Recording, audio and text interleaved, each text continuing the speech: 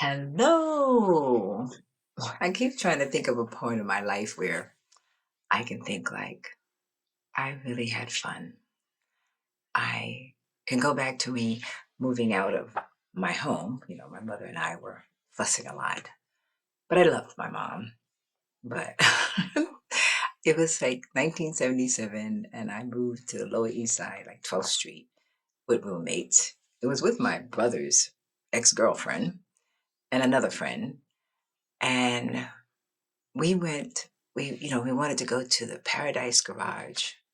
I think I was about 20 years old, and we decided we were going to go, and it was a group of us, I think like 6 or 7 of us, and you had to have a membership. And we asked this guy that was walking in, could he take us in? And he turned around. At first I think he wanted to say no, but when he turned around and saw 7 women, he was like, okay, I'll take you in. So we go into he takes us into the garage, and we find out he happens to be a neighbor who lived on the next block. And we all became really close friends. But back to the garage, it was huge to me. I remember going in, and I wouldn't venture to the back. I stayed kind of towards the front because I was like, oh, I need to get out of here because this place is packed. And I remember the DJ was Larry Levan, and everyone talks about Larry Levan.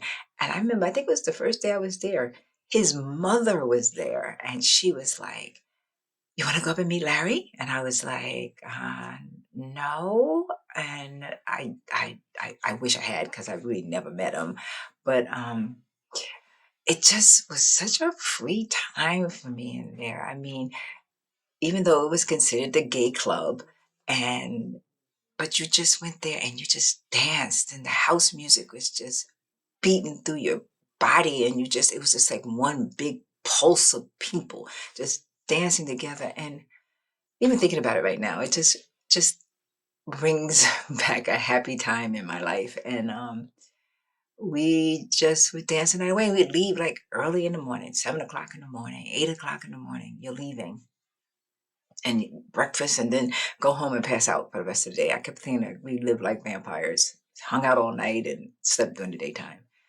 But it was fun. And I did meet one guy in there that I had was dating some, but that didn't really work out too well. And I remember coming to the club one night, and I think he was there, and I ventured to the back. I was like, oh, and I just walked around the back. And they used to have punch in the back that they used to spike, but I never drank it because I knew it was spiked. And I remember walking through the back and like, oh, it's not so bad. And I came through, and this young man asked me to dance. Now, he was part of this couple that we all used to see. They used to come. It was like every time you were there, you were like, what is the couple wearing tonight? I mean, he had like a safety pin shirt that he made out of all safety pins. They were gold made pants and gold. I mean, they both just came in outfits. And I remember he asked me to dance. Now, that night he wasn't as outfitted out, but I remember what he wore. I remember he had on like real thin corduroy.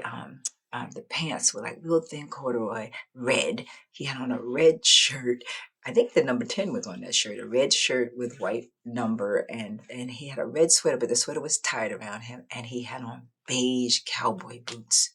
And I always remember thinking, I want a pair of cowboy boots. I really like those cowboy boots.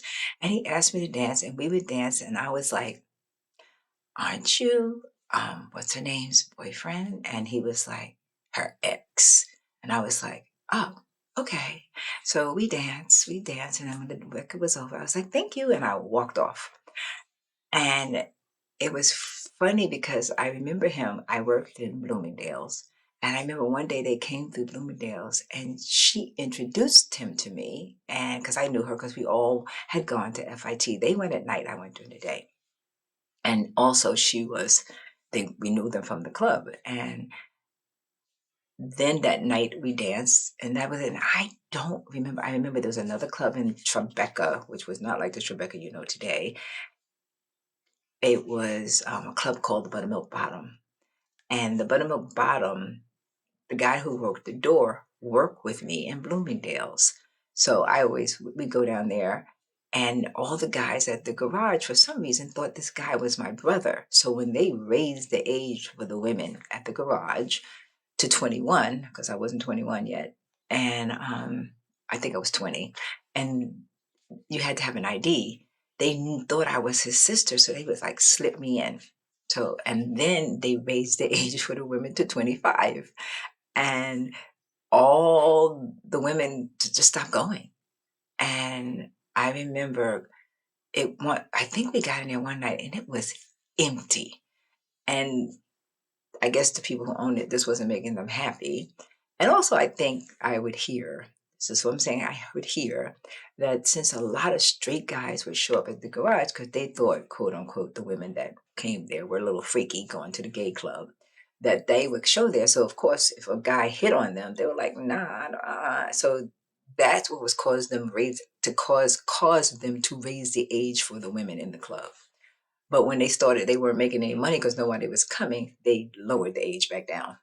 So I remember the first night we went back, and I was with so-called part of that couple, and she came, the other half of the couple, but they weren't together anymore. And I remember her saying, "Oh, everybody's coming back." And I remember thinking, "Oh my God, I don't want to be here because I don't want her to know that I'm going out with him." And I remember we weren't really seen together because it was a big club. And then I remember when we were leaving, that's when she saw us, and I was like, "Oh my God." And she was not very happy about it. But I mean, he had dated somebody else in between me dating him. So I was thinking, like, well, it's not too big a deal. But, we're young, we're happy. I was happy. It was free. It was fun. And then he and I moved to the Lower East Side together after only knowing each other for 6 months. Big mistake. Anyway, that was an off and on relationship also. And I found out, like a little later in my life, even with my remarried, that I married my mother like 2 times. My mother could be a little detached.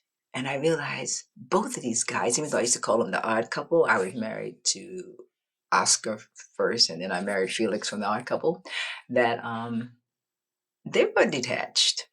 And you figure out how much you bring back into your life, what you think is something you don't want, but you're so comfortable with it, you don't even notice it when it's in your face. So at first, and then you start to notice it as, of course, you get older and you pay more attention to yourself. Something that you really need to do. And but I do know those times going to the garage, living in the Lower East Side, walking around the Soho, which again wasn't like the Soho then, that is how it is now. I also remember like leaving one night, the party early in the morning, and getting up and walking down to Soho, and this guy was like calling us in, come in, come in, come in, come into this party that was going on.